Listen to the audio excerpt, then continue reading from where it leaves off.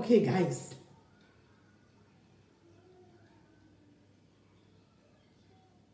Call me. If you really need a friend, just call me. We should learn to lean on one another. Right.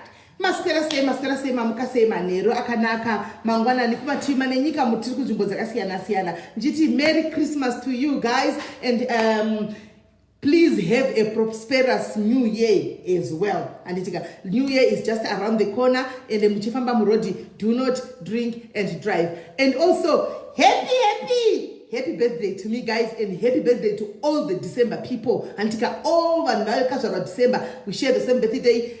I would like to say happy birthday to you all, guys. It's not because you are changam. No, it's because kune muridzi wa upenyu wako wawinawo. So ndangokufarira muse chingoti thank you guys. Tiri kufamba rwendo ini nangu birthday rangu asatapera guys. Tichiri kuendera mberi. Ndangoti rega ndizorore nhasi chete. Mangwana my birthday continues ku church. My birthday continues ku church kwangu. Tinenge tiriko, we are having a celebration ku church kwangu. Birthday rinenge ririko, and then Monday ndiri kuenda somewhere. Ndiri kukondia rinozopera nemusi wechipiri rangu. Monday ndiri kunokontinua futi birthday because mavocha anga akangowanda mavocha akangowanda. Saka birthday richiri kuenderera mberi. Anditika hanzi rangu on the 28th. Alright, Carol will be 42 years. Carol takanzani ndakungokusiyana nemazuva kai ndakungokusiyana 3 days anyway. Happy birthday in advance. Also, 28 kuti ndiniwe birthday kaya tiwane kukuposta tukitro my happy birthday to make you feel special and right. I just came here timbotaura zvedu chitanzara guys kuti mumbondiudzawo kuti what have you been doing pa Christmas? Was your Christmas okay? Maka enjoy here, makatamba Christmas sei, varipo vamwe vakatamba Christmas zvakanakisa mwachiri continue. Kune vamwe vakanga vari mukati mekuchema, as we always say kuti patinenge tichofara kune dzimwe mhuri dzinenge dzitori mukati mekuchemawo. Kune dzimwe mhuri dzinenge dziri mukati mekufarawo. Even the Bible says farai nevanofara mochema nevanochema. And maybe manga muchiri mukati mekutochema right now. I don't know. We just want to share. And kutinzo kuti imimi kwa manga muri kumatimana enyika makatambawo sei Christmas yenyu. And kwa manga muri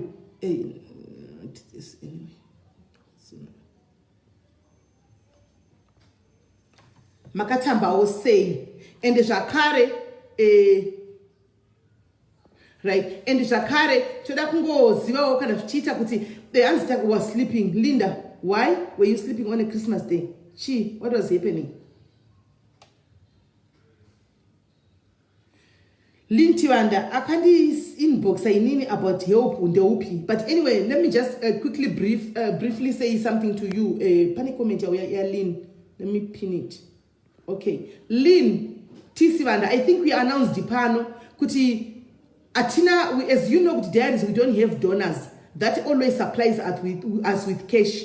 Kana pachibatsirwa munhu, that money comes from people's pockets. Those people are my diaries. I kuona ipapa do my diaries acho. And so Christmas ichitanga, we only did nyaya mahamba akaenda kuma orphanages chete. From there we said we are closed for any assistance irikudiwa never nukunze, because these people also, they wanted also to prepare for this festive season. Vaida kutengera mhuri dzavo chikafu, vamwe vanenge vachida kutengera vanhu vari kumusha, vozvitengerawo ivo vanenge vachida kutengera vana andiona. So we had to stop, we had to close immediately kuti vanhu vese vakwane kwanawo kuti vapindewo mufestive season vane zvinhu zvakakwana, vambowanawo kutumirawo mhuri kumusha nezvinhu zvakadaro.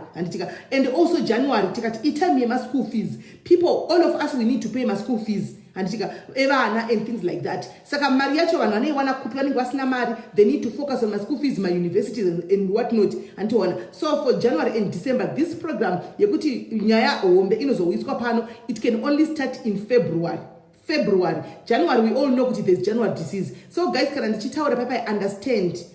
Because kana ukauya uchinditaura kune vanhu, sometimes you can tell somebody kuti no, right now, for now, we have been closed. Anogona kusanzwisisa. Ozofamba chitaura kuti kune vanobatsirwa, kune vasingabatsirwi. But atina madonors makambani kana kuti madonors anouya pano achiti ndauya kuzokupai mari, uyai nezvichemo zvese kuno kutibatsire tichidai hatina. These people that you are seeing here ndo vanoita $5, £1, £1, $1 handichiona yosanganiswa yobatsira munhu anenge ane dambudziko handiti. But we cannot also always put vanhu pakona nekuvadzipa huro, because they also have their own responsibilities zvavanenge vachida kuita mukati memafamilies avo handitika. Ndosaka ndakati for December and January it was agreed handitika, it was agreed kuma-admin kuti January, December it has to close. But if it's help, it is small, you just bring a post tinokanda panogona kuwanawo ewowisha anenge ari bomu pocket make anogona ngoti papost aona. Ndosaka ndichiti inini kana uchiposta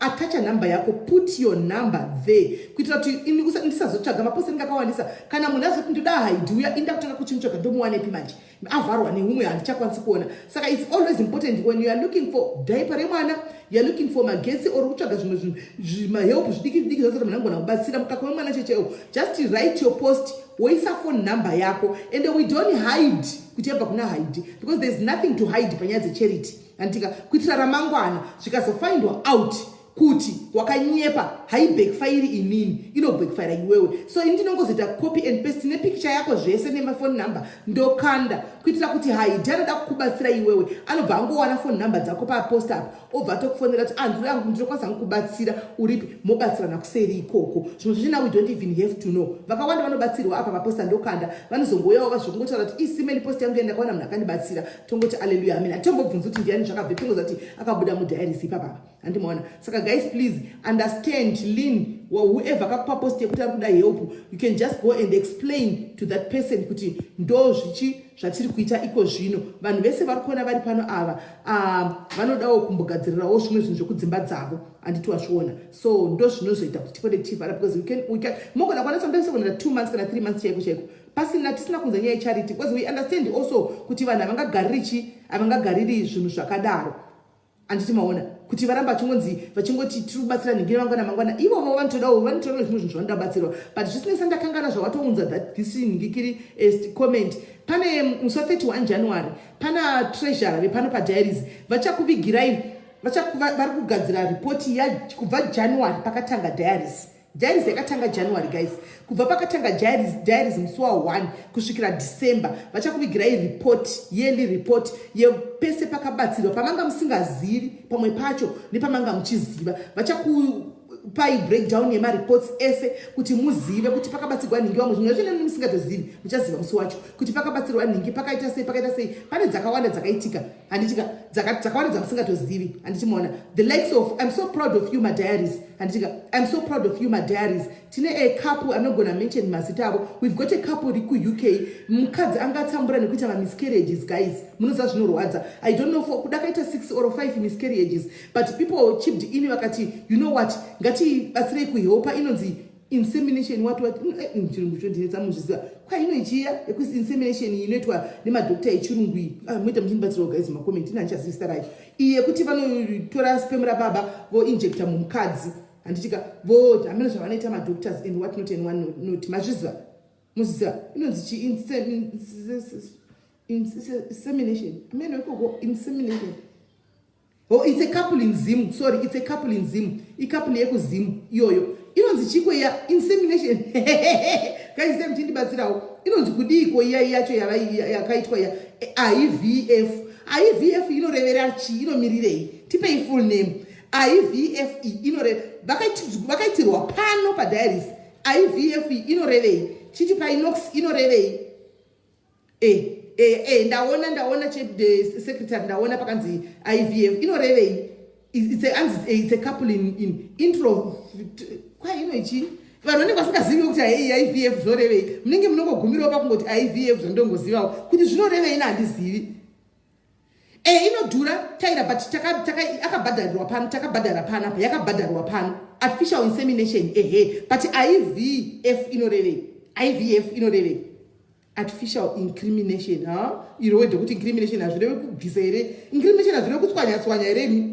Aiwa zvaiwe taira, taira iwe usangomanyira kuti IVF zvinorevei kuti IVF abbreviation yekuti IVF yakamirira chi?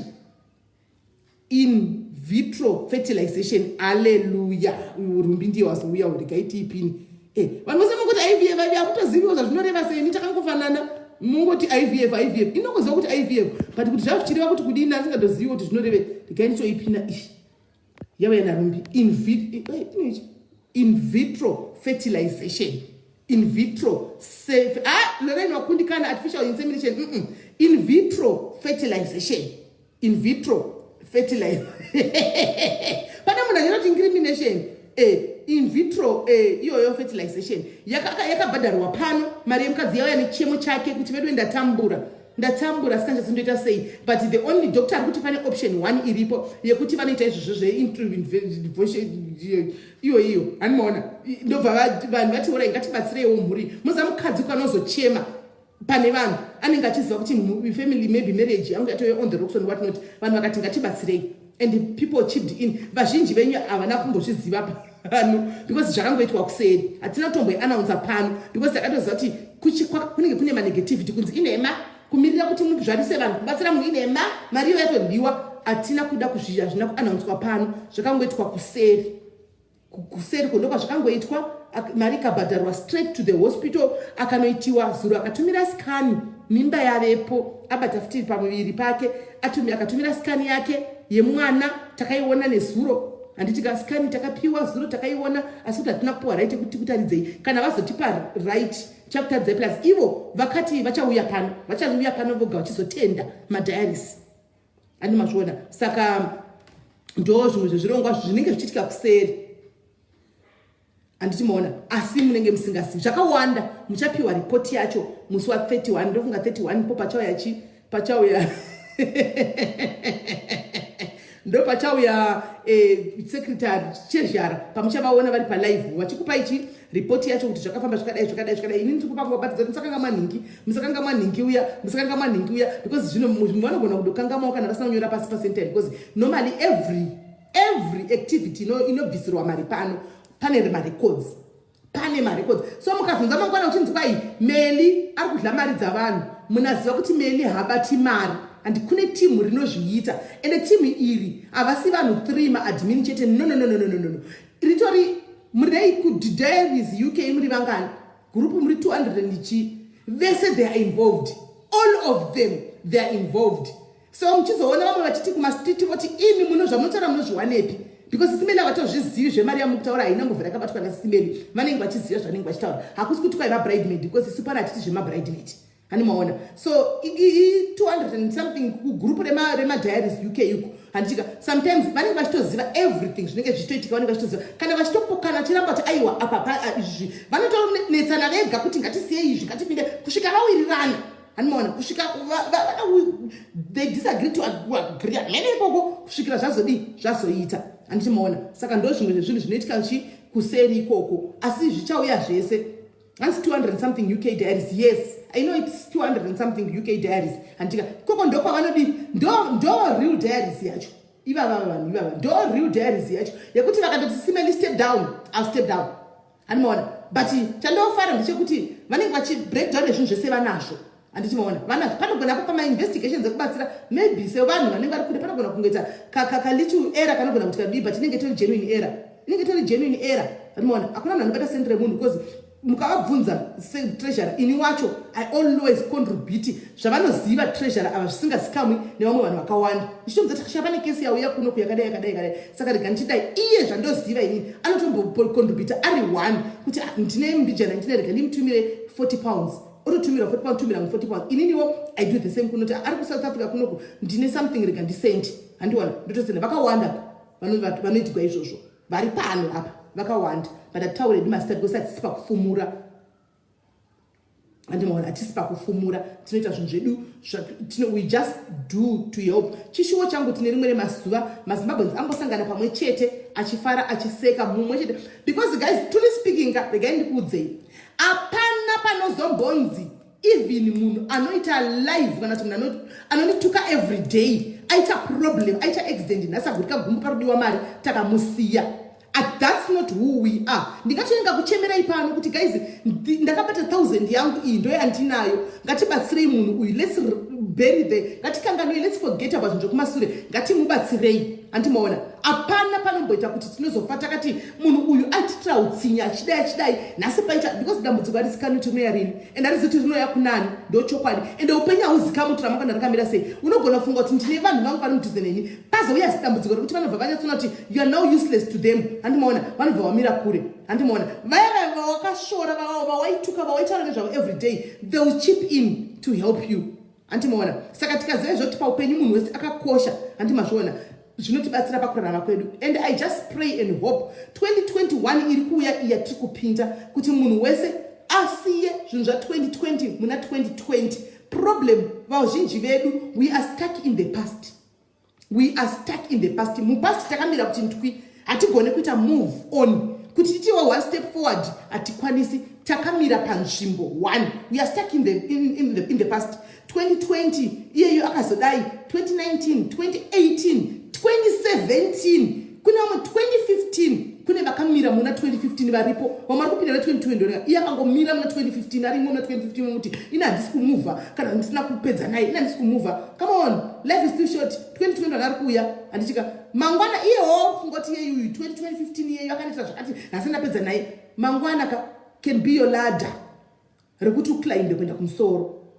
Andimaona can be your ladder rekuti uende kumusoro. Saka 2021 guys, instead we should, thank you Sibo Munats, we should be also focusing on developing our own projects. Andimaona titi oma project parege kuramba pachitwa nyaya kunzi vanhu design mari vazodai tikumboitwa oma projects diaries kuti pari kuitwa zvokuruka hamene kuti kupi pari kuitwa zvakati maprojects akanaka nisi pano kana kuri kuti takawanda stereki panapa guys, kana kuri kuti pahamene panzi panoitwa nezvechi kana pachinzi panodiwa labor votorwa ipo pano voenda kunoshanda. Andimaona achipowo something hasifanira nekugara. We should be focusing more on my projects. Andimaona next year than kungoda kuramba uri charity case uchibatsirwa. Anditika zvinokubatsirawo iwe ngati mupenyu kuti unozati mari yekuti unenge ne mari yako mumwe inonakidza sei.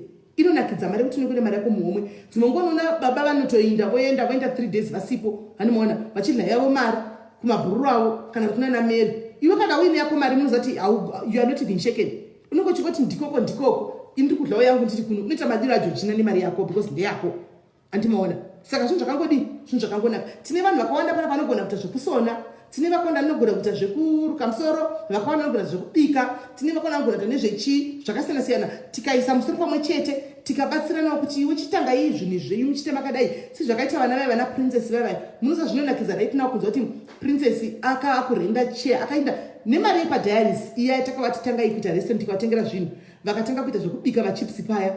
Mukuru wacho ane vision akati mari yawanikwa iyi inda kunorejista kuchikoro chekugadzira nzara nama-eyebrows nechichi zvebeauty akanorejista kuchikoro. Izvo zvakapedza December uno. Apedza December uno akatowana chair yake and December yakatotanga iyoyo akutosevenza atowana chair yake kuti arende chair akutogadzira nzara akutogadzira kumeso kwavanhu achisa ma-eyebrows chichi izvo zvinotinesa izvi. Hanimazvona zvinhu zvinonakidzawo zvotaita muzati kana uchinge wazokurawo mangwana haikona kuzotsvaga mwasikana webasa kumwika uyawo wotorewo mudhiaries umwe warida kusumuka umupinzewo imomo upinde imomo tikwanise kuti mwashandewo. Hanimaona hanzi who are we to judge, let's go. And it's true Kiara, and after all who is perfect here? Who doesn't have? Who is perfect? Pese pan apa pese munhu wese pese tripanda takatoita zvipande at some point one way or the other. Zvipande zvakaitika one way or the other. Pane zvakaitika be it zvakasikana kana zvina kusikama kumasure zvamupera masure hondo dzagara dzinotongovepo. Hanimaona no one is perfect. But kana wa realize your mistake, what you do after your mistake is what is important. Do not stuck in the past. Learn to move forward. This is what forgiveness. Do not dwell in that anger and bitterness that we have. Learn to forgive and move forward. And nyadza kuti vanhu munoteerera makuwa kuti ndakaudza chakati, you didn't even ask the other party.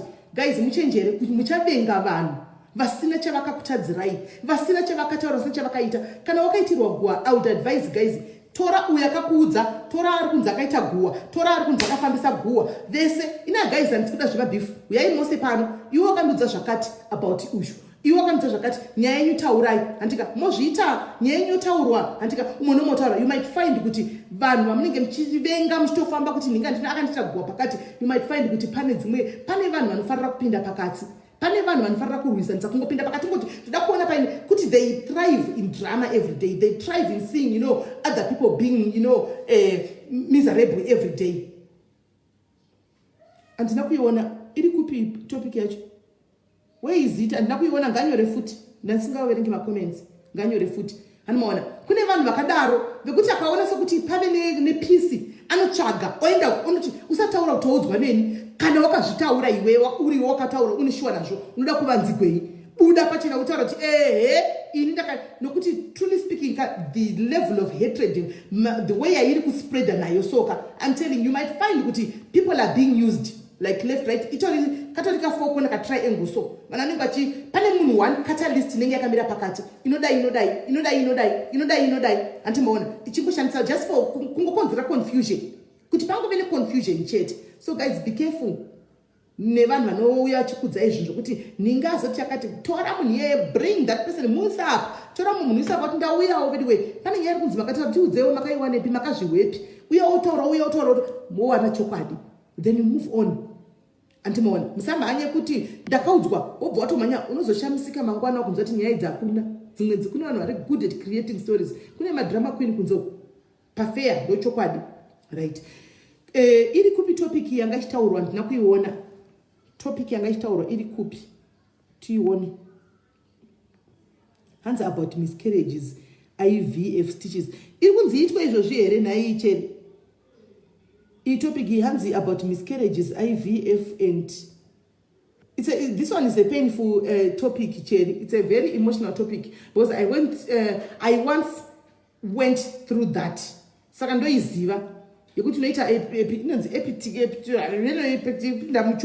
operation wodididi andiona. I know that very much. I see it's an emotional topic anyway. Andizivi hangu kune vakasangana nazvo anditika vamwewo vari kudanza in the near future, please. Okay, all right. Vanozoda kutaura nezvazvo because it's a very emotional topic. Inokumutsira maronda mamwe angakavanda kumaseruko. Hanzi vanhu vakadaro variko and vakawanda. Yes, variko vakawanda. So guys, ndoda kungoisa line apa. Number ya inoti kudimira mbona. Number ichantora ngwati ndisibase nemso. We chibipa chiripo kuchandonyura chinogara. Cho number chia. Chiswobi. Asi chaigwa. All right, right one.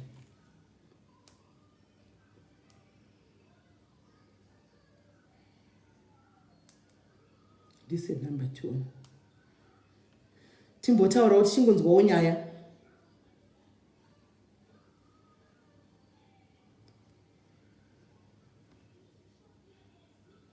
Alright, ishine one. 084 561 7659. Guys, number ndakupina. Right. Number ndapina guys. Une nyaya yako yakuda kutaura. You've got a confession that you want to make.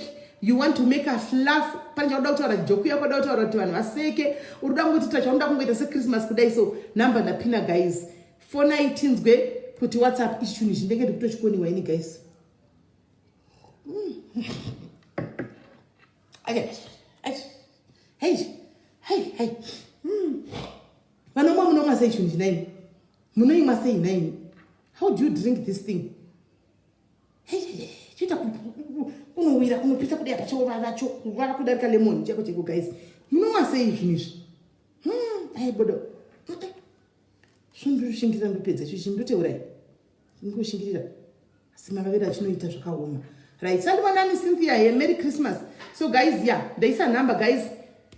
Confession. You want to confess, confession day. You want to confess, you want to make us, if you confess, you want to make us laugh. You want to share with us something. If there's something that you want to say. And tika number the pina guys.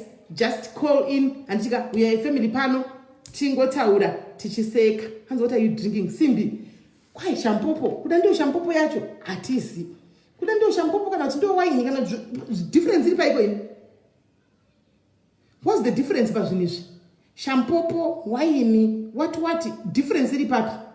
Indongo ziva marula. Ndio ndongo ziva kuti cream. Eni ndo zadzama eyes kuti isanyanya kuvava. Hanona.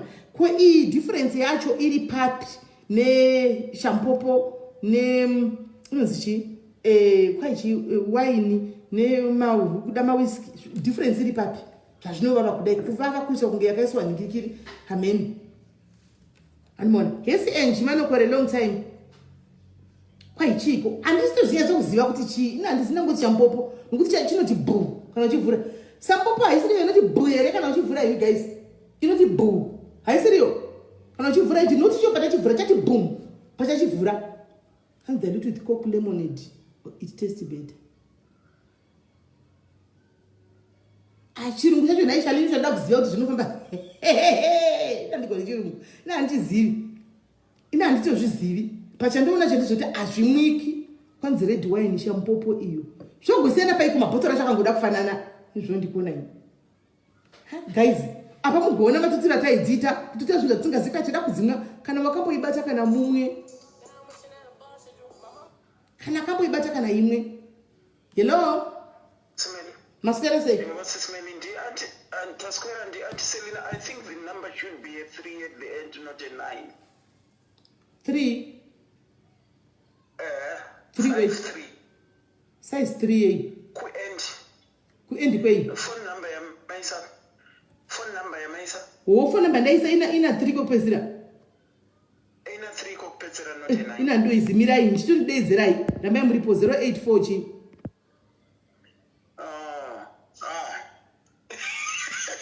Nondabva 084. Let me go back to the number that you pinned. But I know instead of a 9 at the end is 3.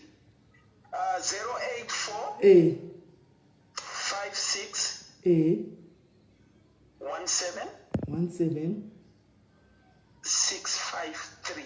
653 aha matsobhoni regai ndichatoitarisawo ndofunga ndakatoisevha zvakato zvisina kumira mushe ndichatomeka shoti ndaisevhawo kwazvo mirai kuinda yaende okay.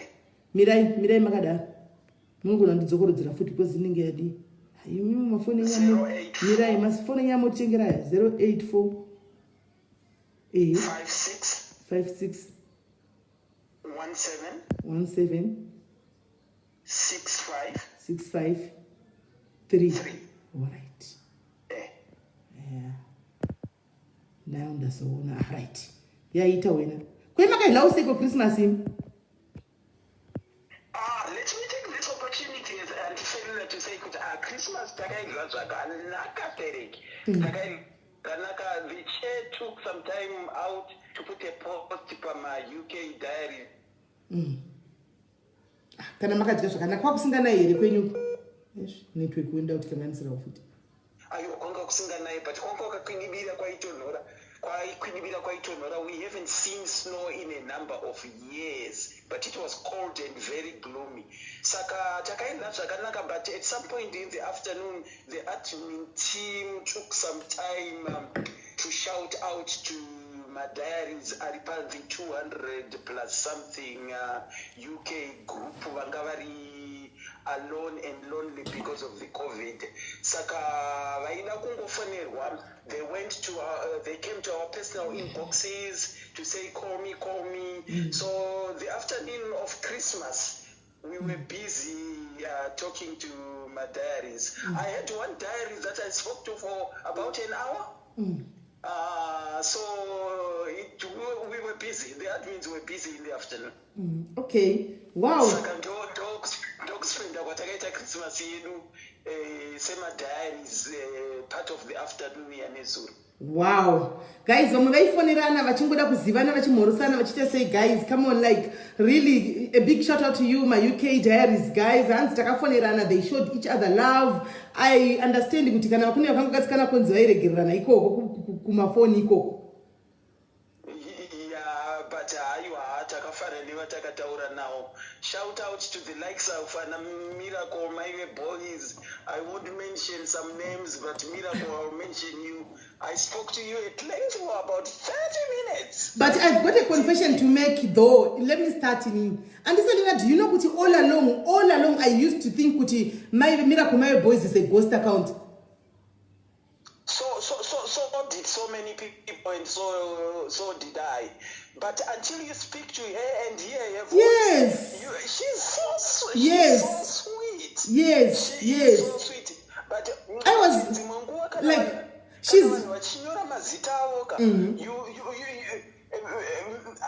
Miracle Maive Boys nemamazita anonyorwa nevanhu ka vanenge vachinyora zvinenge zvichienderana probably neupenyu hwavo. There are some ghosts but there are some people that write names achienderana nezvinenge zvichiitika mulife mavo. I thought Miracle Maive Boys was a ghost until I've spoken to her a number of times. She has got a very youngish voice. Ukatarisa age yake voice. She has got a very youngish voice and she is very lovely. I spoke to her 30 minutes yesterday. Yeah, I also used to think that she's a ghost account till the day Rakandi send the pictures ake. Because Pama Pesa she's one person muskadzi ushu anonzi Miracle Maive Boys who's full of love. Every morning ndinosenderwa message. Who is either ku messenger kana ku WhatsApp makoma mamuka sei maskwera se muvenezi varakanaka every morning ndinozati ndona message yake yekuti mamuka sei vakoma hanimana saka ndaitoti iri ghost iri nguva yese but because ranga iri ghost ranga ndisingaoni ndichituka kana kudii ndaingotambira kachana hanimaona ndichingoti ghost iri handisinyatso kuripiwa but ndaingotambira kuri ndaingoti mamuka waswera seiwo taswera waswera sei kuti ndichingodari newoswero zvakanaka but ndasingadi kuenda mudhuze naye up one day azondisendera mapictures ake. I was like, really, is it you? No, pakati mina ndifone paka ndifonera ne video call. That's when I saw her in my picture kandipa kuti ndiye mukadzi wacho. And then she started narrating a story to me. And then I did ask her kuti why wakaisa story kuti Miracle Maive Boys and vanduudza the reason yakaisira that zita. So kubva musiwo I was like, oh, this lady, wow, maramitire zvakanaka. And guys, next year tine muchato wa Miracle Maive Boys pano padiaries. This girl wanditoda taitofungira kuti ghost account nguva yese until ndazoita video call naye ndakamuona. Tine muchato wakabuda pano padiaries gore rinouya. Chokwadi uyo ndiri kutoutaura ine ndiri kutosunga kuti muchato iwoyo andiselinaka unofanirwa kuti uitike. Uyo ndiwo watinoda kuenda kunodira mashampopo iwo yacho tingopuwa tozongorashira kukona uko tichitofara. Muchato wake wakabuda pano. Mwari vakatitendera wa Miracle Maive Boys vazhinji tinenge tiripo. I can attest to what you have said. She is one person that I know. When we put out a post to say good morning to the diaries, her response mostly every day is firstly to the admin team, good morning, and to the rest of the diaries as well. She always makes it a point to not a good morning. And may I take this opportunity to say, Serap Richards, you didn't get a call. I apologize you didn't get a call, but we only gave calls to the people that responded kuti varikuda kukolwa pa Christmas. If you did respond and we didn't call you back, apologies. You can get in touch with me and I will definitely in person give you a call. Sarah Richard. And auntie, before you drop Auntie Selina, do Auntie Diaries are do Auntie one of the elders pa Diaries. Sakatongo vati Auntie do Auntie Diaries. Ndoda kutenda mama. Nanzi na mama nasima kuseni vandifonera. Vanga vati ndivatege but vanga vachiva kubva ku night. Kwenyu koko hanzi kana ndakakutarisa you are my firstborn. Mwana wavo ari pana pane 38 years. Saka ndakakutarisa nokuti ndakaita mwana ndi mudiki. Ndambokusira mezi nchitina ndimbo tora pafona mama endi vandichemedza. You know vatora mashoko ane udzamu avandiudza. Ane vale kuti munozati sometimes mazana I'm so emotional. Hanmona because maybe andisisina that hard heart. And even now, and Mona, I'm so emotional. Ndachema pafoni andiselina. Mai vavatanga kundudza zvikanzi mwanangu ndoda kuti uzote kubva nasi. Pandinonamata pese vana vangu muno ndotanga kusapa kunamato ndiwe. Vana vangu vakachinjwa life need diaries. Handitika zvikanzi pamaitaura papa mchiti muri kuita zvemabusiness ideas muchipanana kuti chakati do you know vana vangu vari ku South Africa koko vanga vachinetseka kurarama zvakanaka zvoti to the extent kuti ndaikwanisa kundaitoti kushanda kuno kundovatumira ku South Africa zvese but pane muso makaita live muchidi vana vangu ndakaudza kuti endai mutosa live tikatedzera tikatora maideas aitaurwa nevanhu takaisa hanzi iko zvino life yevana vangu yaimprove zvisingatoiti. Saka ndoda kutendai hanzi pose paunobatikana ndinobatikana newe zvisingaiti paunochema paunorwadziwa ndinorwadziwa ne but andikomente because pane mwezi ndakamboitika kumasure mama ndobva vambouya kwandiri saka vaya kwandiri vaita incident iyoyo yanga incident yemufamily zvayo unoona ndakangobudira pati ngati mama what do you expect kuti vana vakudzei so mva nangotaura in passing zvaitika ipapo saka mashoko iwo vakaramba vakamabatirira zvikanzi kurangarira 2018 wandiona kune rimwe nhingikiri ndikanyora zvakati zvikaonekwa nevana and then ikaita honde kadididi ukanditsiura ukati kubva ipapo I don't comment, I don't do anything, I think vari group renyu reuk I think so rewhatsapp zvikanzi kubva ipapo zvikanzi kubva ipapo ndikakokuona pese hapana live yavasingatevedzi kwanzi nditoti kubasa tinotoungana tiri manisi 3 kana 4 kuti notification yatanga totouya andimaona so ndangonzwa kudenwa kubatikana kuti amai vangu chokwadi ndoti mai vangu akafa izvo ndina namai vangu varipo vari kurarama vakatomirira vanototaura kuti tinochema newe paunochema paunorwadziwa tinorwadziwa newe patonamata tinonamata newe nesa rako kuti mwarika why is this happening muri kudambozadzama kutaridza kuti chi tinoramba tichingonamata newe saka ndabatikana zvisingaiti but anyway it was all in good faith mozonditendera mama ivavo vanonzi Patricia I think vari good faith. I love people to bits. I love people to bits. I'm a people person. That is who I am. But at some point, I stopped giving love to people. Those that know me in Cambridge, they know ukapinda Cambridge ukangoti Selina cheta munhu wese will correct you to say are you looking for Auntie Selina because of the activities that I used to do within the community of Cambridge. I don't want to go there, but at some point I stopped giving my love to people because of zvinhu zvaunozowana muvanhu uchiti uri kuda vanhu. Auntie Selina if kana muine imwe device torai screenshot Sarah Richards uyo hanzi ndodawo kupinda muwhatsapp group musazokangana adapinda muwhatsapp group okay. Sarah Richards I will contact you myself. Asi ndinoda number yako Sarah Richards, ndinoda number yako. If you don't mind taking my number 079-460-73586. If you take my number, up me and then we'll put you in the group. I was just saying, I love people, Sisimeli. I help people. Those that know me, Kuti, even when I came to this country, back when I came, I was instrumental in helping some students, one in particular, blind student who wanted to do a master's at the University of Zimbabwe and couldn't find sponsorship. If you go to newspaper 2003, there is of me. Wow. Mbomirai auntie. Ndikuenda kumeseji yangu uyu kunchitutu ndoda kufonera mama vanhu bondifonera makuseni tiri pano palive surprise ndikusangana nemessage thank you mudiaries this is the message verengai kuzasi guys ichi message ndakuisira I think you can screenshot and verengai Auntie Selina muti hazvinakidze rezvi hanzi ndakugadzirira keki renyu rave ready ari muno uyu mudiaries murasembe kuyai mutore that's another one ndoriise Auntie Selina takunzwa jealous nemine nyaya makeke yawandisa gaitimo mirai timufonere mirai makadaro tibve tambomufonera nhasi tiri kuvafonera tikudzifambira nyaya dzacho hello maswera sei taswera aiwa not kuti muri palive tikungopanana rudo nekungotaura saka ndabva ndaona meseji yenyu yabva yapinda kuti keki uyai mutore keki ndagadzira rave redi ndikati guys ndine keki rangu one of the diaries regai tibva tatongomufonera timutaridze rudo saka ari pano morosa ako madiaries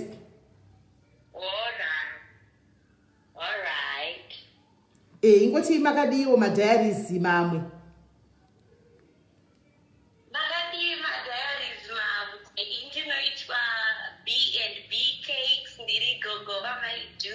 I'm just happy that she was added another year into your life. So this is part of a present that I'm going to give you. Saka munowanikwa papi wenyu? Right now I'm currently staying in Moreland Street, which is number 6. It's just across the railway line. If you know Rustenburg, I'm sure that you know the area that I'm talking about. Okay. Right. Saka makeke enyu anotengera pamari achizozvigumira achienda kumamari. Macakes angu anotangira pa550 with the size, the flavor and the design. Anosvika chero kuma 10,000 depending with what you want. Okay. What you want is what you get. Okay. Tikuona keke ramakabata rakaiswa bhutsu padenga iyi. Ikeki kai rine bhutsu padenga iyi. Yes. Saka namba dzavo idzo guys vanoda macakes guys, number iri inoti tipei number because namba yenyu haina kuperera yakakatwa pakati 081 ndeye WhatsApp 570 2 chi 081 570 252 is for WhatsApp. Then 082 599 7651 is for calls. Okay, right. Thank you guys. Vesabda macakes muRustenburg. Batai mai makeke inonzi M and what? Musakanga nosendera location yekumba kwenyuka. B&B Cakes. I was about to send you location. Inonzi B&B Cakes. B&B Cakes. B&B Cakes mova muchingodona mova manisendera location yekumba kwenyu ndo panongobva panobva ndatoisa paGoogle ndosvikapo.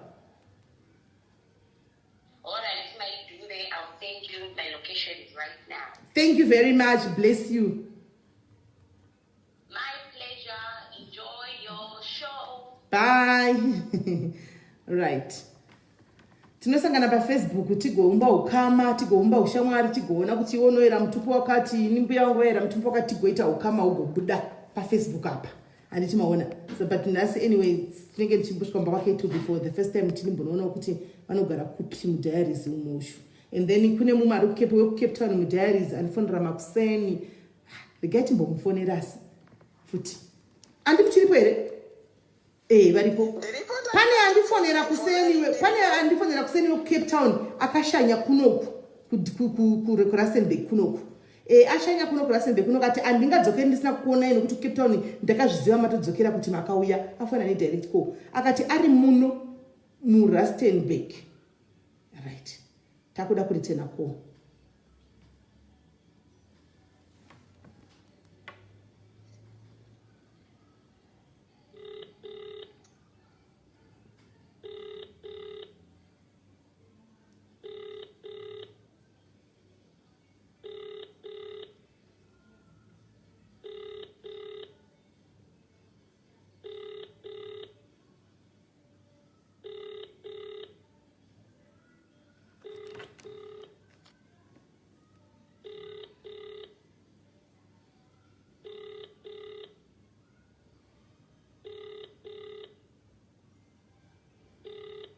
Okay, it seems as if maybe askunzwa phone or arichi pamwe semienzi Christmas yava isati yapera. Kana kuti ari pa live wake. Alright, andizivi. Right. Anyway, tatry kumubata guys asibatika. Andiselina hands dokumbira full name yenyu. Anditika. Right. Iripo ere yamuda taura Andiselina. The full name Richards is Selina Rugua, but on Facebook I appear as Selina Rags, as in RAGS. Saka I was saying kuti zvangazviru taurwa namai kuti inini I love people, but I stopped at a point giving my love to people because usually ndaingohetwa and then boom comes Sisimelis Diaries. And then ndaingoona ke program pa Sisimelis Diaries, and then the UK group was formed. I joined it. They called out for admins and I joined kuva admin, and I found myself being back in that form kuva the real me, someone who loves people, someone who loves talking to people, someone who loves helping out people. But it was through your group that I was able to redo it again. Saka, like I say thank you to you. I'm back to my usual self. I am Auntie Selina now. I'm doing what I know best. Saka, that is all that I can say. But wish to say happy Christmas, happy New Year to all my fellow diaries. That is why I'll give chance kuti vamwe vamboshare. Matataura chinhu chakakosha Selina, sometimes you stop giving love to people because you are always hurt. That applies to me a lot of times, and Selina. I sometimes think kuti but Mwari, God, why makataura papenyu wangu I must not andifangu kuti ndite socialize way rene vamwe vanhu ndopa wangotaura nemunhu personally ndichidarika, because it happens to me a lot of times kuti ndinowanikwa ndiri like andizivi kuti ndingati chisi Selina. Most of the time starangu rinowanikwa riri pasingakwani, pandisingakwani ndopa chinenge chiri papo nguva iyoyo chinopiwa inini. Handimaona kudhara I would fight for myself kusvikira chokwadi chadi ndazviprova, but now I can't. Ndakungoita zvokuti let it be, ndakungoignore because ndakunyatsozviziva. I can't. I'm one person asakwanisa kuita close relationship nevanhu vechikadzi zvokunyanya kuti take, because in that close relationship iyoyo panopesera paitika zvinhu zvakawanda zvokuti panopesera pakutaurika dzimwe nyaya dzisingaiti, wakutonyewayo wacho muri kutamba zvakanaka, you know, like ini nangu ndomunyama utori unoniteverera iwoyo. So I've told myself kuti you know what, I'll love people from a distance. I'll play with people from a distance. Munanoya kuinbox kwangu anotaura nezvenya and I ndikuzvizipita zvakare. Takagara pano pachituro kudai ndiri mustudy room. I don't have time to discuss anybody na anyone. Never. Ukanzwa guys uchinzi meli akunyeya, please do not be scared. Handika kana kuti meli wakati zvakati uye nemunhu akudza wouya naye kwandiri wotiisa apa. Because as I said earlier on, vazhinji venyu you'll be surprised kana munhu iye yakakudza yakazonzi ngaunzwe pako, you'll be so shocked. You'll be surprised munhu akudzamba kana kusatobata foni dzavo vanhu vakufonerwa. Antimaona. So it's something that is in me also izvo zvokuti andizivi kuti chinoitika. Unenge wakada munhu nemwoyo wako wese. I'm always misunderstood. Every time I'm always ingave comment chaiyo I'm always misunderstood. And it's what go and comment over. So I just told myself, you know what, I'll just love people from said because it's not going to be much. But do you know something, Sisimeli? What is in you, just like what is in me? Do you know, Kuti, if you try and distance yourself from giving people that love that you have got within your heart, do you know, Kuti, Munoche is miserable? But it's rather you become miserable, like you see mazvano, because there is diaries and it iriko WhatsApp. Munozvona tikazhinji kacho ndakaita ndikazvinyanya zvisina basa zvakabuda. What do I do? Tiudzai vanhu vazive chokwadi nhasi. Zvinyanya zvikabuda ndinoya kugroup renyu remaadmin. What do I do? Kupedza shungu dzangu. Yeah, you come and pedza your shungu there. I go and scream and shout at these people, guys. Zvimwe vapewe nyuma love nema likes. Hello, Anjaz Douglas. Zvinyanya zvikabuda zvokunyadzoti vakomana starangu kuti ndizvichenese nditi ndakuno, then she's don't go on live, don't do anything, don't respond. Ndosaka ndine shungu ndodawo kutaura. Konzi you don't have to. Ndinoenda ku group racho ndonoita inonzi conference call. Ndopopota, ndoshauda, ndotuka, ndo kusvikira ndaita bore. Then ndaita bore kudaro vanenge vakunisa konzi mapedza shungu, and they are very good in listening. Pane vanhu vechirume ipapo, but vanenge vachiseka vachiti Sisimeli mapedza here shungu antimeli mapedza here shungu, kana pedza noti ndapedza konzi bo hakuna live, hakuna response, hakuna chinoitika, including this sister of mine, this mother of mine vari pano padiaries. Ndinoenda kunopopotera ikoko kuti but guys zvinocho zviri kunyanyisa. I don't even know everything. Oh, this is what you are talking about, and let me just go in. Konzi hakuna response. So these people, they have contributed a lot in my growth. Truly speaking, I tend to see sometimes people saying kuti hana kuresponda, I'm guilt nokuti akuziva nyaya dzeshe dzekutaurwa. I'm like, murikuona zviri kunyorwa inini, mina ndino kwanzi hakuna response. Asi handisendera munobhodhomesera, hakuna response, hakuna live, keep quiet. Okay, ndosvika pakuzongonyarara hangu, but zvinenge zvakaoma pafear chap zvinenge zvakaoma.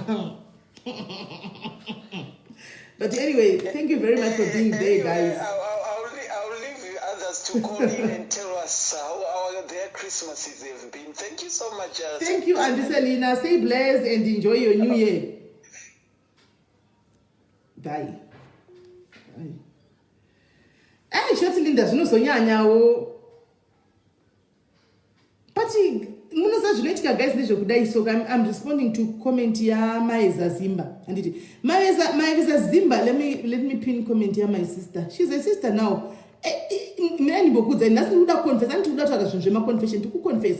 kana ndikataura zvichero zvinenge musanditsamwira guys because ndikuconfess, it's a confession day handiti mai vazimba ndaimuona mai vazimba account iyi yanga iri pafriend list yangu but nandisingamuunderstand mai vazimba ndaifunga kuti ighost. I never gave myself time kuti ngarimboendawo kuprofa kwake ndimbonoona kuti kwakamira sei, ndaingofunga kuti ighost. Sometimes I would misunderstood ma comments andinoona achinyora kwanenge achinyora kuti but ghost iri hanomaona mundiregerere wenyu vakova but ndaitofunga kuti muri mudiki and what not. I was so shocked the other day. Now she decided to call me on WhatsApp anditi pane zvavaitodawo havo kuzivawo kuno kuSA vandizondifanira paWhatsApp.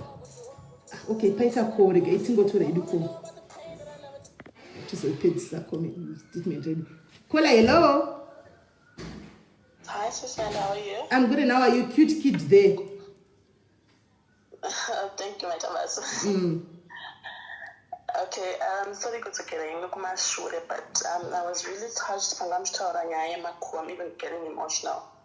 So, the car at a very young age, 21, and so my mom passed away when I was young, and when I gave birth to firstborn young, I couldn't go to my aunt's place because my family politics. So I'm going to opt to come and so murume wangu munina wake, so we got close na mainina and we had a very close relationship.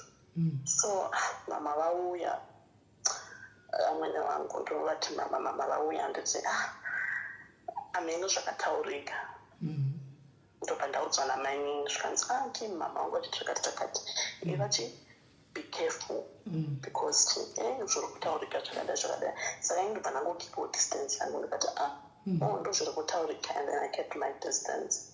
So pakadzokera kuVMU, I was not talking to her much such and I before ndavapimira message kune murungu wangu akati kana pane zvandakataza ndikumbirwa chirekerera mukadzi wakwasitaura ndivamwenapandati kumurume wangu pandati unozando zvakaitika izvizvi ndakataura namama ndichiexplain masituation yangu ndisingatozivi kuti vachazvishandisa kundisika. Ndaitoti ndikutaura nemunhu mukuru sezvo vava uchi mai vangu futi. So he understood that ndikatisiyane nazvo. Nguva yafamba 1 year back nainini pavaenda tanga taita fight, and zveshuwa sisimela handisi kuramba taitotaurawo nyaya dzaitika many of our married for past 10 years tichitotaura kuti ndaibata zvakadai handiti imi unobva ndati tichitotaurawo takataura amweni hatirambi shuwa but mainini ubva vaita sebva vaenda kuna amweni zvikanzi aiti zvakati nezvakati zvikawedzekwa raja zvikawedzekwa maspices maone nemanenema it became a big fight. Yatova ne1 year almost 2 years handisitotaura neamweni because of nyaya iyoyo. Vakandifonera kuZimbabwe vakatsamwa vakati iwe wainditaura chichi ndikati mama uya nemunhu wenyu tiite 3 paWhatsApp call totaura munyeye ndomuziva kuti zvinhu zveshuwa zvimwe ndezvenyema uya nemunhu wenyu handiti and obva varamba vakamuprotecta but ndaiziva kuti ndiwo mai vandataura navo because ndo vega vandaitotaura uchi navo because vakauya close kwandiri saka ndofana tostopawo kutaura uchi namai vandatokatwa mataisi ndandibule masviri but still talks nesu akati akazvangotomusira ndo zvaari nyaya makwati ndo zvaatori.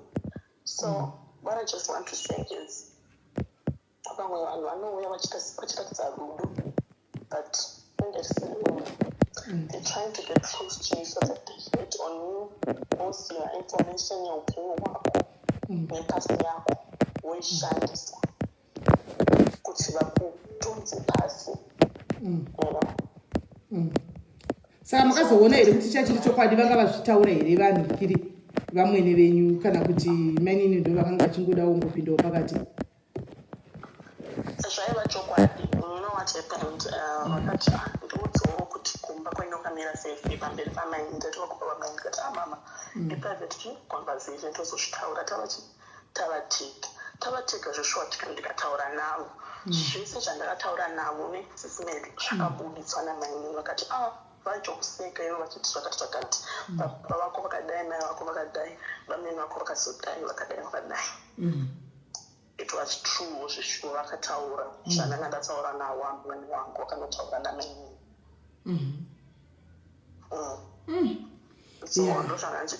but you do know right kuti hauna choice ndivamweni vako ndimai vako hauna choice kunze kwekuvaregerera because unogara nemwana wavo. If something is to happen to mwana wavo unozovaudza sei? Ndakavaregerera, but the problem is ivo havana hatinambonyatsosangana. After that vaingouya vachidarika vachienda kwamaini vongouya kana 2 days kwandiri vogara 1 month kwamaini. And I understand vanhu vanga vabuild a relationship handisipo ini ndiri mune 10 years vanachibuild a relationship. I understand. But murume wangu this akatoita corona ndikazama kuvafonera sismate vakandiblock. I couldn't get a hold of him. Ndikapedza ndakatodza bamindritime zvinhu zvaita serious. Murume wangu achoita serious akutofenda kutorwara necorona. She did not call me kubvunza kuti haufa hauchi zokufamba sei. Ndakatozwe bato ini corona yacho. Tikagara tiri nemwana wangu mumba tiri 3 nemurume wangu nemwana wangu. But sismate I would get up kuti ndibikira mwana wangu adye. I would get up kuti zvose tichitemwa medication. Havana kubvira vandifambira kuti arise mwana wangu emfonera iye asingagoni kutaura pafoni kuti uri sei nhasi uraiti here ini ndaigona kutaura zvikuru talk to me. Saka ndakaona kuti zvimwe zvinhu hauposti ndinoapa respect as mine. I still continue doing our duties as vana to make sure she's fine, my groceries asvika, but if you don't force to be loved and you don't force a relationship ndohanda asvikawo. I think muningira ika inozati chi panopera lockdown ika if possible because handikuona kuti mwana wavo akazotaka kurwara and she had blocked you everywhere. Wangosina kuti unozvitaura kupi. Ndo pa macases aya ekuti paleta pakanzi paitika chinoitika mwana wavo ashaika kana kuti paitika chinhu chihombe vanoti vanokuramwira zvese kuti pedza nyaya idzi wotoita kunge ndiwe wakauraya iwe usina kana chaunoziva panyaya dzakadai.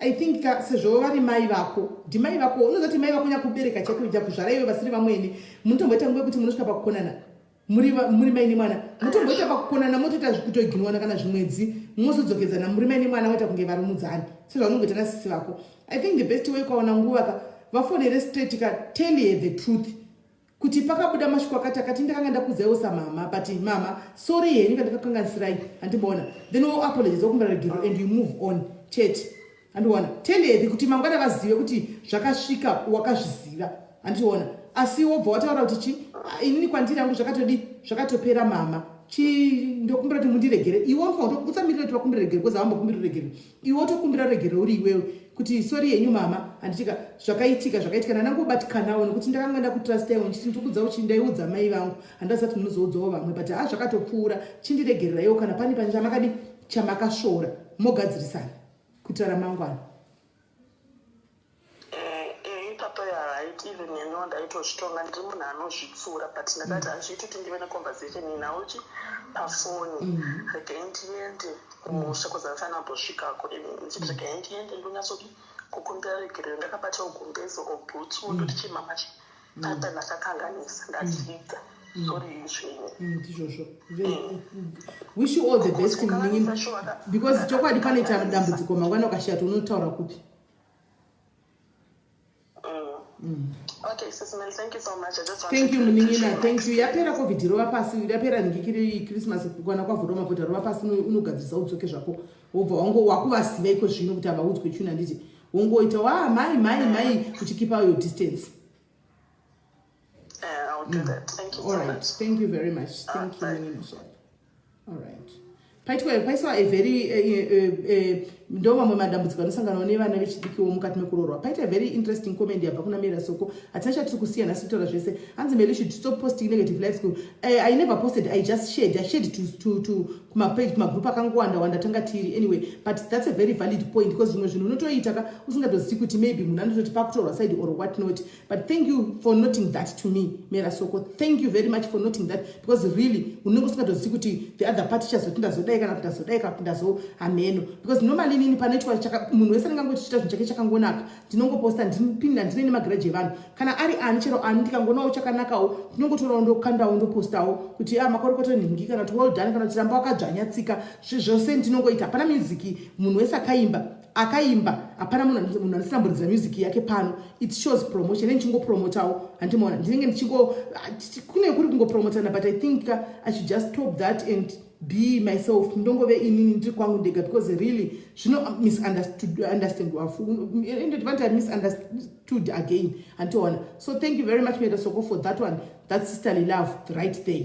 Thank you very much. And then point ndakashora nayo inashora Maiva Zimba ati maybe sometimes unenge wangoita wrong, unenge wangochoose my wrong friends. But look sisangu Maiva Zimba kuchoose my wrong friends andizozivi hangu kuti panozofamba sei because like on social media we don't know each other anditi takangosangana pano handitangosangana panapa andingazozivi the real you in you won't know the real me andika till you become friends handiti pamunoitawo ushamwariwo kuti hamusati mambosangana musati mambonana handitika munenge muchingotamba panapa muchiseka paFacebook pamuchingodiwo pamwe muchitaura kana kuti kungofonderana nemamessenger kana neWhatsApp muchitaura muchiseka ndipo pamuchinomukuza the other side rangu unenge usingatoriziviwewo the other side remunhu wakuita friendship naye unenge usingatozvizivi. Saka paunozozviziva handiona panenge panoitika something handiona an incident ndopaunotanga kuzviziva wozoda kutry kustep aside again but already zvinenge zvatobuda patoita zvara. Saka it's kind of difficult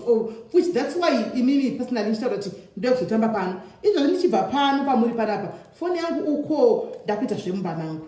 That's what I do.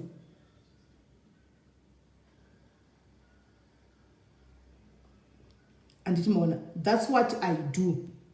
Anditimazviona guys please tiri muna Christmas tiri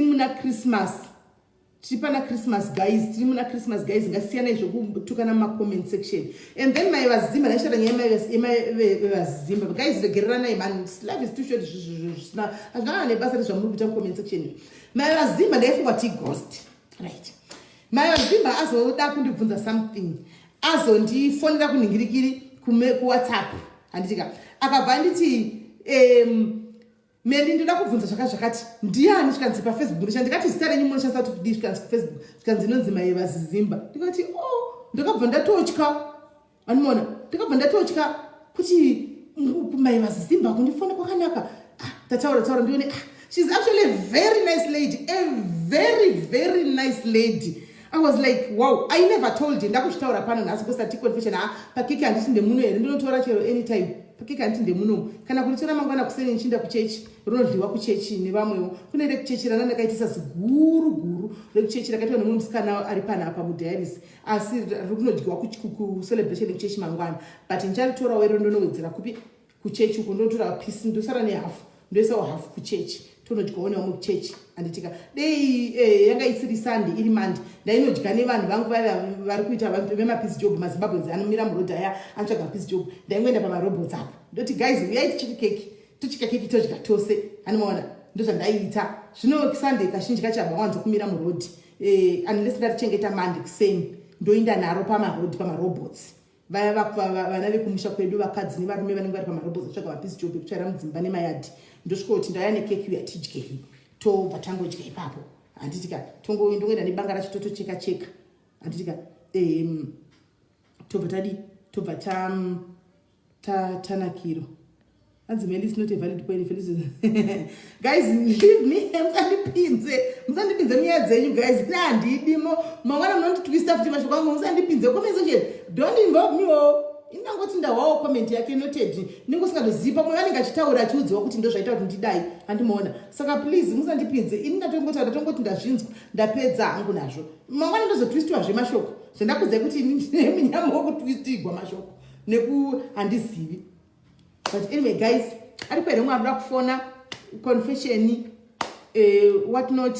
Pozoita confession yangu yekuti pama friend list guys vamwe ndakangobvisa vamwe ndofunga makazongoona musisipo kana muripo pano makazona ndisipo ndakaona kuti zvinondinetsa kana riri munhu akaipa friend list yako handiti handinenge achida kutamba newe wachida kusocializa newe wese still mukatizopanana mawhatsapp number hanungozvitoti ndibhuru wangu pamhepo wandi pafacebook ndozoona mangwana pandotukwa uripo number 1 komenda uchindituka ndozoona mangwana pano dzichi unenge uri number 1 handichakuhwisisi kuti uri bhuru wangu rudzii especially kana zvitarise kuwhatsapp kuchitombondivigira nyaya dzako imasecrets guys munomboziva kuti ndakagara pano ndakadai kungoti kuupenyu hwandakatoita closed chapter wandakatosiya ende wandinonamatira siku nesikati I don't want to go back there ever again handimaona that's not me munoziva kuti mazhinji nekuda kwegurupu remvengembengeriya munoziva kuti nyaya dzenyu todziziva nyaya dzenyu tinadzo hobho ndinoishonesaona munhu unoti wosekererapo kuti vakomanaka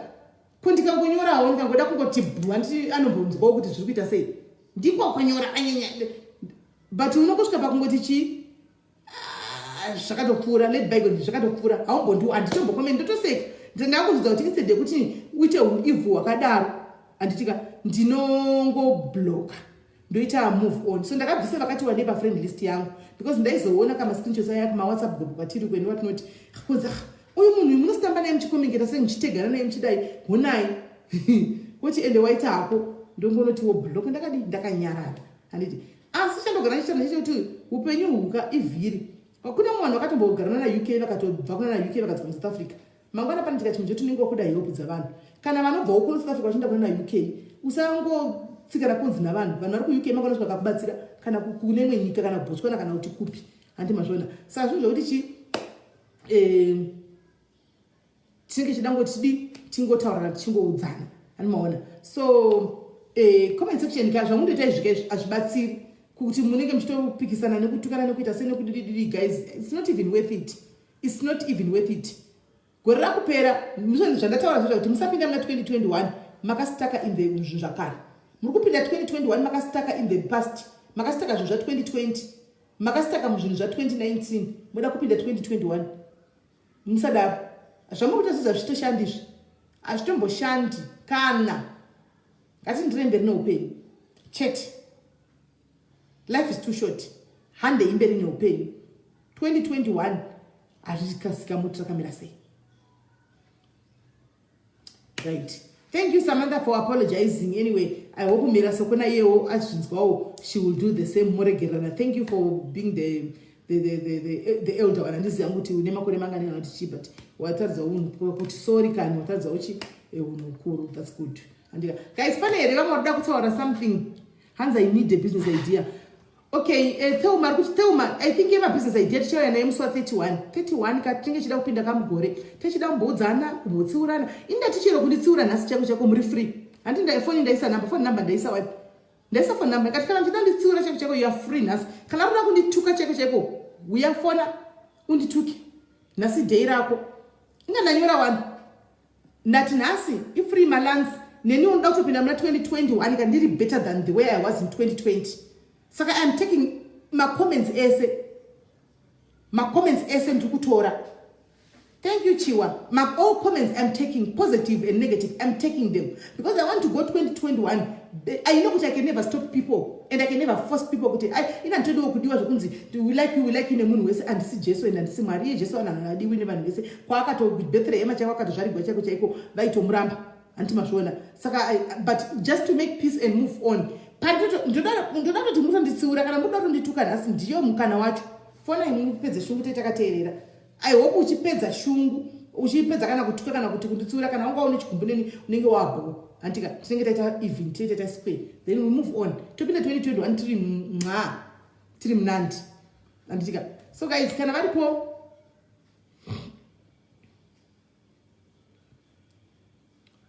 anzi call in number. All right, call in number. Yeah, we yes go up and Selina. Let me pin it again.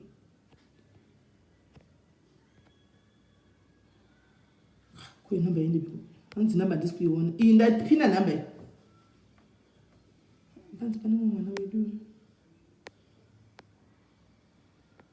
Ani kumenya nyoba bani.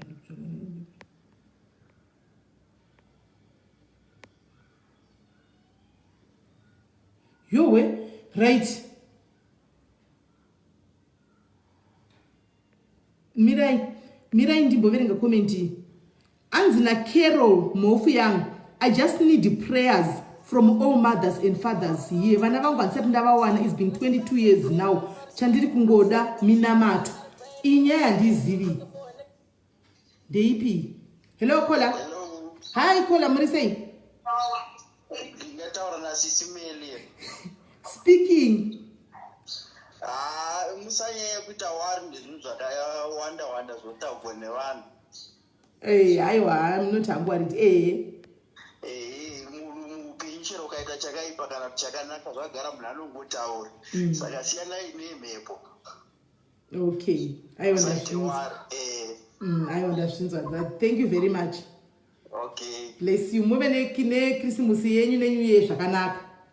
Nemiwe ikoko. Aiwa, tinotenda. Sharp. Right. Hanzvadzi yangu iwo iri kufonawo ndakangana kubvunza kuti muri kupi. Handitika. Right. Pane amai vari kutaura nyaya yemwana. Fonai kanhamba ndakafona. Munyatso tichiudza vari kuda maprayers. Hanzi I just need prayers. Vana vangu for 22 years. What really? Takashaiwa vana isusu pano. Takatadza kuvatsvaga tikatadza kuvawana vanava. Yakauya pano nyaya iyi.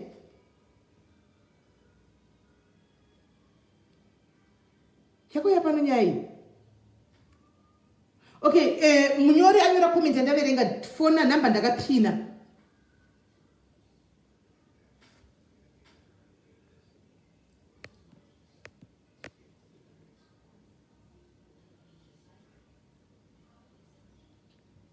Right.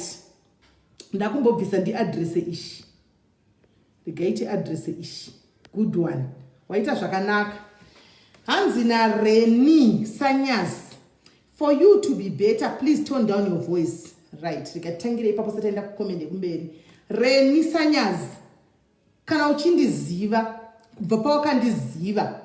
This is my voice. And harigoni kuchinja. This is my voice. Vunza vanhu vakandiziva ndichikura. They will tell you kuti vanhu ndichitotaura zvakanaka saka uri kupopota chii? Andoona ndichitotaura zvakanaka ndisiri kutopopota ndakatonaka. So I've always said it countless time kuti unoziva kuti voice rangu rakashata.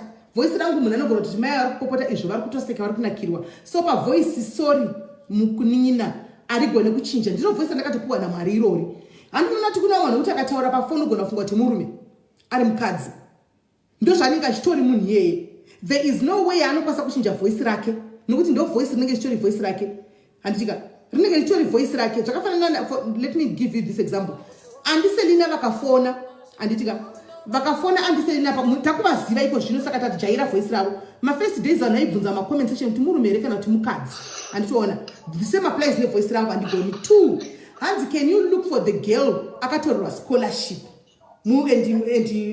Ininya iyi anze ininya ichiri gaitoni ininya ino ndichemedza shinidze na apology na assistant ndokumbira miti nemutsa Mwari. Right. Reni Samas. Sorry Kola ndokuya kwauri. Musikana we voice note. I did a live iri pano pa diaries. Guys, can you please help me kuza Reni? Ndikati that lady, if she exists, handitika ngatsvage any neutral party yaanoda since akataura kuti anonditya. Ndika kubva ngongori musi wa9 andikanga ni date wandakaita live iyoyo ndichibva ku Cape Town musi wa9 December. Ndakamirira kusvikira nhasi musi wa26. Nobody came to me, of which Reni, I'm telling you, inini pandakagara pano, that voice note was fake. Ndikutokuudza, it was fake and it was created just to try and cause commotion and destroy umwe munhu. Ndoda kutaura Reni. Kana wafunga kudestroya munhu, people can do anything. Kana uri munyuwani pa Facebook, Reni. People, they will go to strength to limb. Reni, right now ndiri kumhanya nechimuti chekunzi ndinoshandisa mvura yezvitunha. Uri kunzwa kuti I don't know kuti ndiite sei. Mvura yezvitunha imwe yetsvina munhu akafa hajairiki. Ndiri kunzi unfortunately muri kuimplicate a very munhu asina basa nezvakawanda, a very munhu ari asina nezvakawanda. Anzvadzi moboys vanoita zvekutakura zvitunha vaya vari kunzi ndo vanoprovide inini nemvura dzezvitunha. Andiwaona. So you see kuti mumwe munhu akatogara pasi akafunga izvozvo akatozvinyora akazvitaura zvikaenda viral. Handika kune vakatobhiliva kuti Mendi anopiwa mvura namoboys dzezvitunha, anoshandisa mvura dzezvitunha. mina imbo mutaicall mbijani mutaicall mbijani because tikunzwa mwana right animaona so zvinhu zvakuti akuna people can do anything my sister kana usingazivi social media. Remember, I've been on social media for andizivi and I've seen this happening. Zvimwe zvokuti tikada kudzimutsiridza dzakare dzataingoona kuti chiri kuma-followers by then andika you be shocked dzaicreatwa just to destroy somebody. Ndo iri kumhanya nechimuti yekuti ndiri muroyi anoroya nemvura dzezvitunha. But for all I know, and mbama kumono chero kubvunza kana kana kuti amupindi ndakugara challenge kanoziva kumba kwangu ngataura pati ndoziva kumba kwaSmeli. No one knows where I stay. Mbama kwa mpindi nganga mpindi mprofita. No, that's not who I am. That's not who we are. Panopamba. To talk of mvura ye man vikiri yezvitunha iri kutaurwa yasingazivi kuti inoshandei. Mvura yechitunha. Mvura guys, come on. Munhu afani ngachitonza atofa andika atoenda anenge akutotyisa. Mvura ndikosogara nemvura ini. Andiona but zvakatotaurika kune vakatozvibhilivha vanotomhanya nayo andiona kuti anoita zvemvura dzezvitunha andiona kune akacreata a story. Let me tell you asida ndatonyatsobata ubatisise kuti uri kuzvibhilivha kasi kuzvibhilivha handikwanisi kuconvinza but this is the honest truth. Pane nyaya imwe yakabuda yekuti Meli naZuva vakauraya munhu kuGweru vakaviga. Nyaya has gone viral. And just simply because musikana ntoedzana naZuva akashaya anditika ashayawo zvenyaya dzakewo ini handizipindira ndinena zvandingapindira nyaya dzevanini handizvinei handimaona saka ini yekutonzi kwai pakazofa munhu pakadididi ndikatoihopa paFacebook ini handitoizivi handimaona zvikanzi vakauraya munhu ndaiza nyaya ichimbotaura chinzi Zuva vakauraya munhu yakazoiswawo Meli pakati ikatomhanya kuti akauraya munhu. I don't know why I'm not arrested. I don't know why Zuva asina kuarrestwa. I don't know why ndisina kana criminal ndakazvimirira ndisina kana criminal record. I don't know ndakauraya munhu zvinozikamwa nevanhu vava kuti ava vakauraya munhu. So you see kuti people they can do anything. I challenged, remember it was a voice note. Kana wakaitirwa zvinorwadza Reni, you wouldn't come with a ghost account. Hauya uri murima une voice note. Unouya uri munhu udewoonekwa kuti ndiwe. Andichiona for all we know munhu akarecord that voice note can be anybody. Muma costume can be you. Sorry, Reni, I'm speaking to you. But for just to be saying the truth, it could be you. Kana iwe wakandimaka uchindivenga, uchiwirana nevanondivenga, andika iwe uchisikana kuti voice rako harizikani. It could be you who recorded that voice. We want to destroy. Remember, ndikuda kudestroy you. Antiona, ndikuda kudestroy you. It could be you. Wakanzishandisa voice rako harizikani iwe you're not popular muri typing what. Do it. And you do it. The other day, let me give you an example.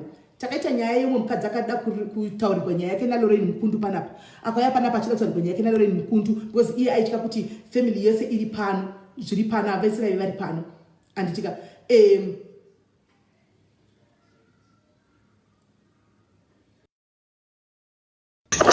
Anmona akauya Lorraine Mukundu achinaritsa nyaya yemunhu. Nyaya isiri yake. Muri kuiziva nyaya yakanyaritwa naLorraine Mukundu yemukadzi wekuCanada yoyo yakataura panapa. Akauya pana Lorraine achinaritsa nyaya yemunhu. She ended up crying. Akaperforma pano. Ndikatopererwa kuti Lorraine utaura nyaya haisi yako. Waukaudzwa nemunhu wakanarratirwa nyaya iyi. But now watove iwe muridzi wenyaya. She cried palive panapa. Vanhu vakasema crying people can do anything, my sister. I hope you understand me. Andichiona. Fortunately enough, kune vamwe vakatonyora kuti nyaya dzabikwa. You know what I did? I called ndokumbirawo 5 ladies vanoda kutaura nemukadzi uyu muchumba wama-advices. They came. I can even go back pa conference call ndofondera one of the ndakataura ndikudamana newe 35 years and above vanhu vakuru tibatsire mwana uyu vakauya and we had a conference call. Musikana yeye wacho Canada, mukadzi waCanada nana mai 3 neni tikaita 5 vakataura naye. I can even call anybody vana mai vangu varipo just to confirm. But yakatonzi inyaya yekunyepa handimona tiri kubika bhinzi pano vakataura naye. I can call one handimona kuti mudi muzvinzwire vakataura naye vakatiti vakatomukansela kusvikira vazo one of the ladies angaripo kuUK akamutsvagira kansela aenda akatanga session yake neFriday vhiki iyo I think is 2 weeks back yekuenda kucounseling kuti akwanise kubatsirwa. Pakaita one ari kuCanada kwacho akamboita through similar issue, ari kuuya nenyaya yake after musi wa 2 andisendera message nhasi. Andiselina was there on the call, but andisi kudai mimi andisendera because kuchanzi muri admin saka munovharira. Ndogona kufanira kana vana maitawa vava vana anzana maitawa vava vanga varipo vauye vakudze kuti vakataura kuti chi nemukadzi ushu.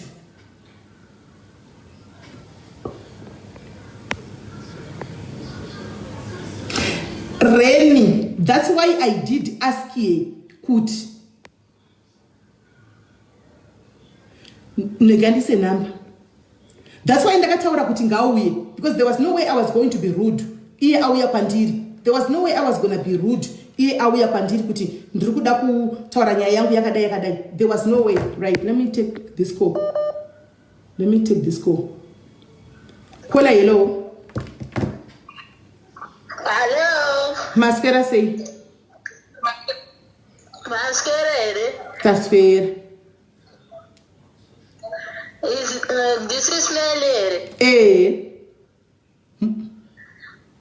We're saying go on. Ndiri right, you were saying Janu.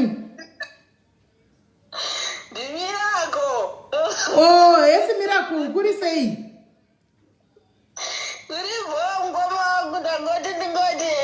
Hello, Merry Christmas and Ah. have a blessed 2021, blessed lovely 2021 to you, Auntie Selina, Mr. Chairman, Mama Daughter, Dewa. Mrs. Sherry. I love you a lot, Mrs. Shelly. Love you a lot, guys. Thank you, Miracle, my boys. Thank you very much. Thank you. Bless you. Thank you. Rumbi, thank you very much, my sister. Yeah, I've actually learned a lot from you guys. With my situations. Yeah, and this also. Thank you. No, I understand you, Reni. You are correct. You are right. And I've been done now. And my mom would brush it aside, but one day but getting to know you guys, I now know how to handle my situations.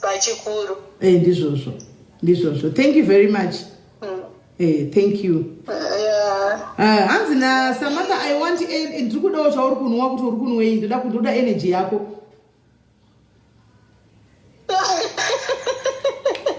And did I do one way? Yeah. All right. Love you guys. Okay, bye. Right. Pane munasina picture nonzimira soko. I don't know whether she's a ghost account or not, but arikutipina number dzako. I want to tell you the truth, not zvokusera mchinyepera naizvo. Saka right, regaindise number dzangu. Pabva pafonwa. Ndoisa ndikuisa number dzangu.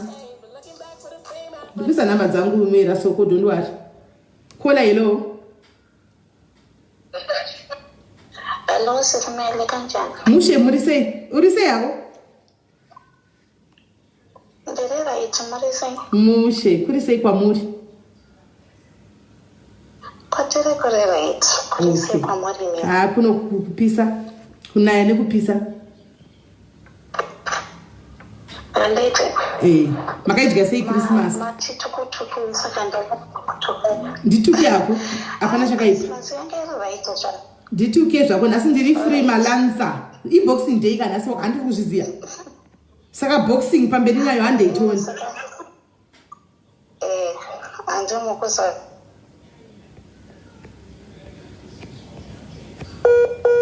Network yake. Hello. Marukondendwa. Watichi yongo mbukata network yanga mbukata. Wati? Marukondendwa. Tikukunzwa. Na situkutukila pamoyo pedu tofata gadzirisa na tofata enda. Yes. Saka mimi shango nye yangu andita munoiziva kuti takambotandanyiswa musoro nevanhu vakasvika pakuti ndituke and stuff like that. So I just wanted to tell people vepafacebook kuti vasikanaka, there are some people vasingarari mudzimba umu vachicreata nyaya dzekunyeba. Inini naMeli takakanyaniswa misoro nevanhu vanove vanopandukira futi these days. And at that time Meli akazotaura kuti I'm sorry ufunge ndakanga ndisingatoziviwo ndaitoshandisiwawo, and sometimes in the name of kufaisa group. Meli, I was pregnant, 8 months pregnant, and someone just gave me a call kuti urikutukwa naMeli. I was so hurt. Ndikauya ndikaona Meli ari on fire. On fire achindituka. Ndakapera matimkanwa kuti Meli anondisiyira kupi. Zvaari kutaura ndakapinda mumba mangu akaona zvaakaona proof iripi. And ndangokudza musara nhasi Meli kuti those people vanorongera zvinhu handinango muromo nawo. They have made you kuti undituke ndine nhumbu nditozvirwarirawo zvangu. Matukiro akwandiita akambondivhiringidza. And vanhu vakashiya kuti kose ndisina kukutuka back. But the reason why ndisina kukutuka back was because ndakazviudza kuti okay, Meli doesn't know me. Anambobvira apinda mumba mangu haana kuita sei. Munhu atongoudzwawo mutumwa hanzi mutumwa haana mbonje. Rega ndisiyane nazvo. Saka nhasika ndangokuudza kuti ndakuregerera zvako nekundituka kwawakandiita. Aiwa, iwe unotopengawo iwe. Unotoregerera kangani?